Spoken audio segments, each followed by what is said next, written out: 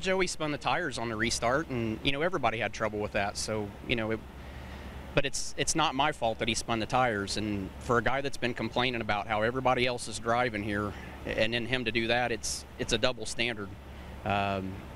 He makes the choice. He makes the decision to run us down there. And when you run a driver down there, then you take responsibility of what happens after that. So.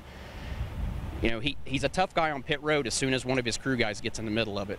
Until then, he's a scared little kid, and then he wants to sit there and throw a water bottle at me. So he's going to learn a lesson, and he can run his mouth on Twitter and stuff all he wants tonight.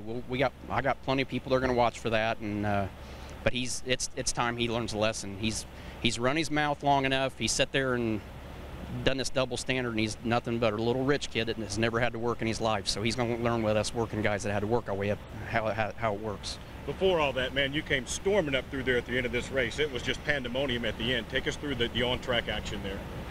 I mean, we came in that one stop and got 2 tires and got an awesome restart on the outside that got us to third to begin with. So I was proud of our restart. I was really proud of our team. Steve Addington did an awesome job, and these guys had awesome pit stops and made great changes all day. But I don't know what happened at the end. I think we had a tire going down, or if not, we got something else that actually happened. But it started right before the caution, and then it was really bad afterwards. But still no excuse for Joey to do what he did. It's and just tired of watching these little kids whine, and then they sit there and act tough when their crew guys get in the middle of it. And it's about time. If NASCAR wants to let the guys have at it, it shouldn't be any different in hockey. Let us have at it, and then when one guy goes to the ground, then it's over. Tony, he basically said after the race, he said, you know what, I blocked him. And he said early in the race, I wouldn't do that. End of the race, he would. Does that give him any excuse for that at that point? He still takes the responsibility on himself. I mean, he has that right. He has the choice to do that. I mean, he's in control of his car, but if he ever turns down across in front of me again, I don't care what lap it is, he won't make it through the other end of it. If I didn't hit the chip, he wouldn't have made it through turn 1 to begin with.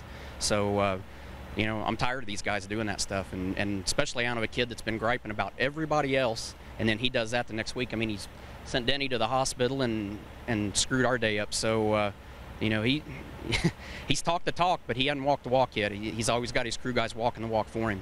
He said he wants to call you this week. Will you accept that phone call? Hell no. If he wants to talk about it, we'll talk about it. So after he threw the water bottle at me like a little girl, we'll go at it now. I'm not going to listen. I got nothing. I don't care what he has to say. It's just words right now. Actions speak louder than words.